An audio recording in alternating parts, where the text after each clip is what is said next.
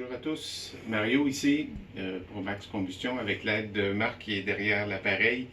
On va faire une petite démonstration aujourd'hui suite à la question d'un client ce matin qui se demandait comment raccorder un câble haute tension avec les différents conducteurs qui sont disponibles. Donc on va y aller rapidement avec le modèle le plus courant qu'on a ici qui est de la compagnie Raja. Essentiellement c'est une pièce qui est faite en bakelite et qui contient un connecteur en acier qui va nous permettre de...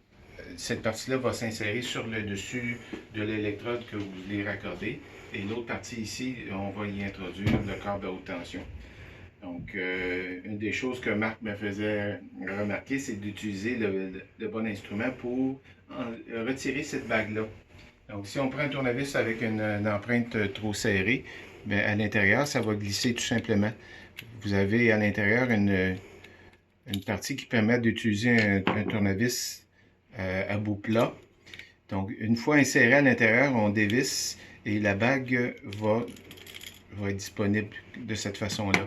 Donc, si on regarde à l'intérieur, la bague va nous permettre d'y insérer le fil à haute tension qu'il va falloir dégainer avant et pour l'introduire, pour que la partie dégainée puisse être vis-à-vis de l'ouverture, pour qu'éventuellement on puisse y introduire le petit baril ici pour être capable de serrer le fil en place. Donc je vais faire la démonstration rapidement.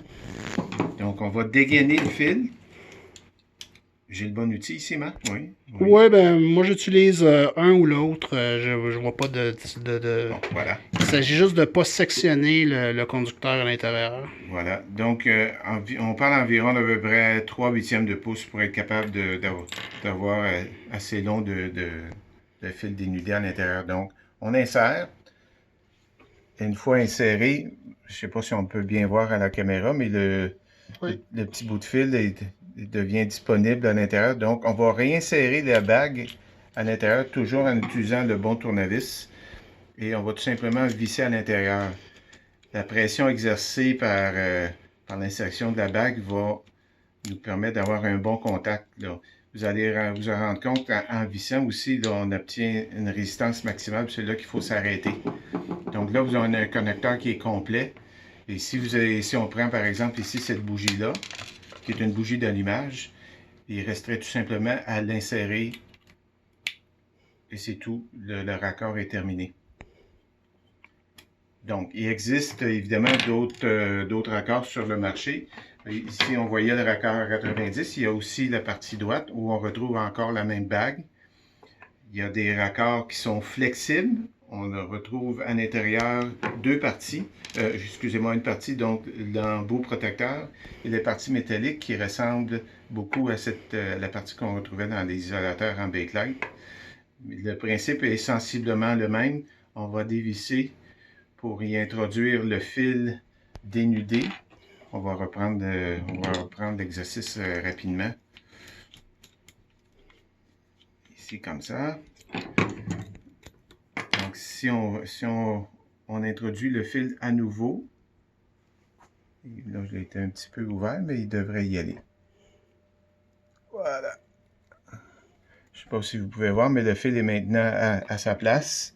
Et si on est... On va juste faire le focus. Oui. Ouais.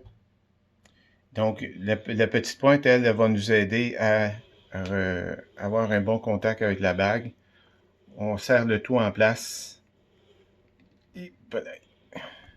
Tu peux utiliser ton tournevis, Mario. Oui, bon ben, je vais me reprendre à nouveau.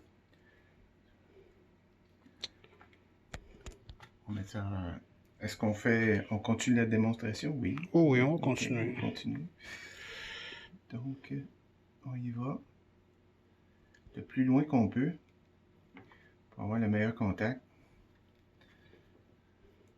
Et là, on réintroduit la bague à l'intérieur. Voilà.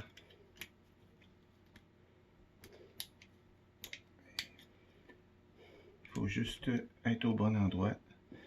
Idéalement, si je pouvais saisir la bague ici avec un outil pour la tenir plus solidement, ça me permettrait de continuer à faire le raccord. Mais ultimement, lorsque la bague est bien vissée à fond, c'est la même chose. On peut encore s'en servir pour accorder sur un électrode, mais au préalable, on aura au moins pensé à mettre l'embout protecteur.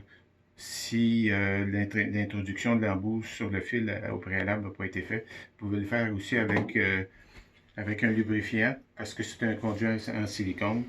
Donc, un va glisser facilement sur l'autre et en bout de ligne, vous allez vous retrouver avec un embout qui est complètement protégé de l'humidité. Et voilà, ça fait le tour de ce petit montage-là. Si vous avez des questions, n'hésitez pas à nous appeler. On est là pour vous aider.